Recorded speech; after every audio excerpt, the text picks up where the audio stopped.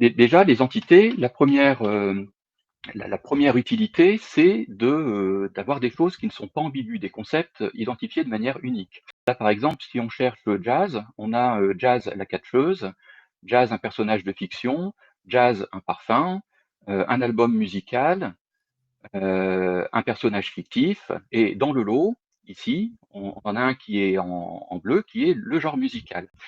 Ceux qu'on fait apparaître en bleu ici, là, ce sont des entités de type topique. Et donc, pour Google, en fait, les topics, les catégories, c'est pas une taxonomie à part comme ce qu'on peut voir, la taxonomie Google News ou les anciennes taxonomies des mots avec une hiérarchie à 2 ou 3 niveaux qui est complètement figée.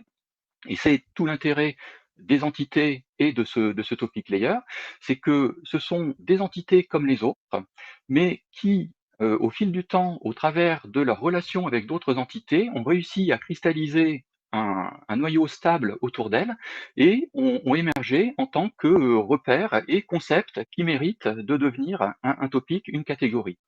Donc ça permet d'avoir des choses très précises et aussi d'avoir des choses qui évoluent au fil du temps, ce qu'on ne peut pas faire avec une taxonomie précise.